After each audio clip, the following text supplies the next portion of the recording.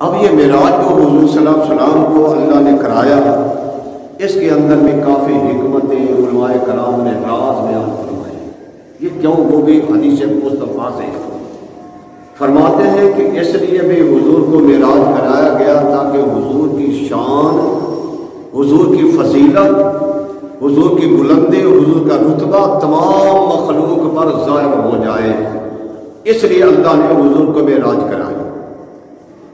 یعنی زمین والوں کو تو پتہ چل گیا کہ حضور علیہ السلام اللہ کے رسول ہیں، حضور سے وابستہ ہو گئے، حضور سے دامن سے وہ چمٹ گئے، لیکن حضور صلی اللہ علیہ وسلم کو معراج کرایا گیا تو پہلے بیت المقدس میں گئے، مسجد اقصی میں گئے، تو جہاں تمام نبی موجود تھے، سب نبی وہاں موجود تھے۔ اب کوئی بھی نبی مصلی پر نہیں ہے، وہاں صفی اللہ حضرت آدم علیہ السلام موجود ہے، حضرت خلیل اللہ حضرت ابراہیم موجود ہے، ذبیح اللہ حضرت اسماعیل موجود ہے، روح اللہ حضرت عیسیٰ موجود ہے، کلیم اللہ حضرت رب سے باتیں کرنے والے موسیٰ علیہ السلام موجود ہیں، لیکن کوئی بھی مصلی پر کھڑا نہیں ہے۔ سب نمازی صف میں کھڑے ہیں، مقتدی بن کر کھڑے، 1,24,000 کم گے، سب نبی پیچھے ہیں۔ جب حضور تشریف لے گئے تو جبریل امین نے کہا یا صلی اللہ علیہ وسلم اس مصلی پر اس امامت کے آپ ہی لائق ہیں۔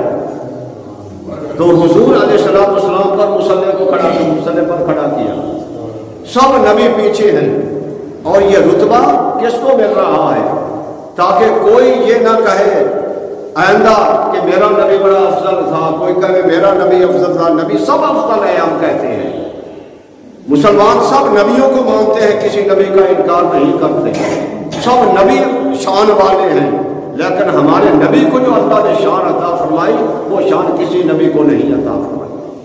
سب نبی پیچھے ہیں اور ہمارے نبی امام بنے ہوئے ہیں، سب کے پیشوا ہمارے نبی اکرم صلی اللہ علیہ وسلم آئے ہیں۔ تو اللہ نے یعنی نبیوں پر، سب نبیوں پر بھی اور نبیوں کو امتیوں پر بھی حضور کی فضیلت، حضور کی شان جو ہے وہ ظاہر فرما دی ہے۔ ایک تو بات یہ ہے کیوں دنیا کے اندر سب سے افضل نبی ہوتا ہے، جیسے اعلیٰ حضرت فرماتے ہیں خلق سے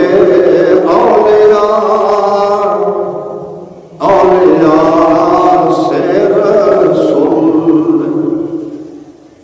ساری مخلوق سے اللہ کا ولی افضل ہوتا ہے، اور ولیوں سے اللہ کا جو ہے نبی وہ افضل ہوتا ہے۔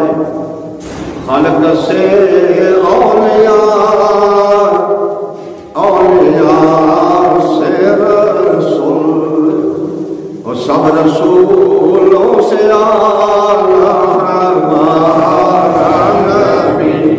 سب رسولوں سے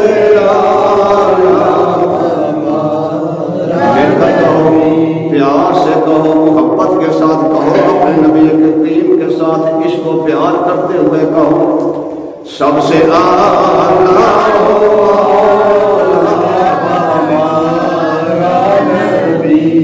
سب سے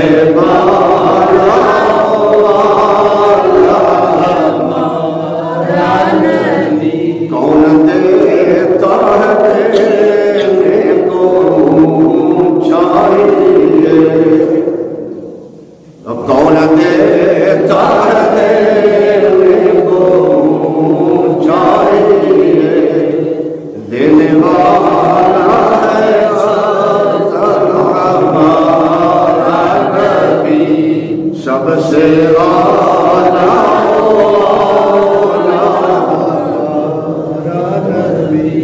جس کے دو گون ہے کوثر و سلسبیل، ہے وہ رحمت کا دریا ہمارا نبی۔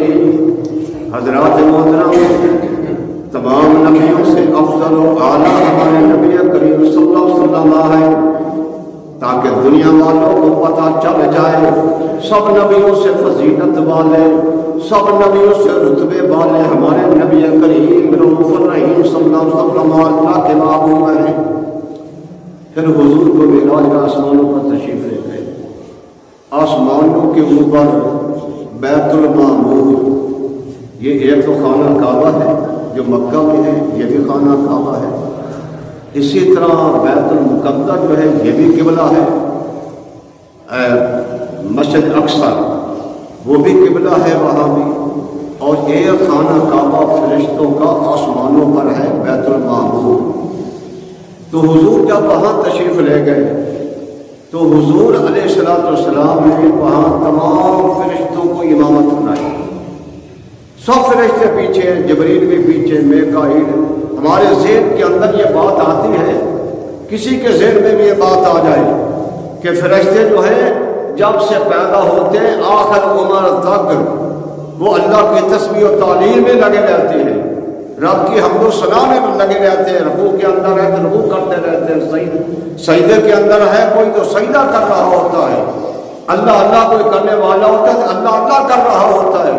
तो हम समझते हैं कि ये वो जो सारी उम्र रब की तस्बीह और तालीम में लगे रहे हो सकता है वो सबसे अफजल हो। नहीं, जब हुजूर वहाँ तशरीफ़ ले गए बैतुल मामूर में तो जिब्रील भी पीछे है, मीकाईल भी पीछे है, इस्राफील भी पीछे है, इस्राईल, सारे फरिश्ते पीछे हैं। और मुसल्ले पर कौन है? हमारे नबी करीम खड़े हैं, ताकि आसमान वालों को ही पता चलता है कि सारी मखलूक से अफजल व आला जो है वो हमारे नबी करीम सल्लल्लाहु अलैहि वसल्लम आ रहे हैं, सबसे अफजल वाला है। तो एक वजह यह भी है आपको मिलाद कराने की। इसी तरह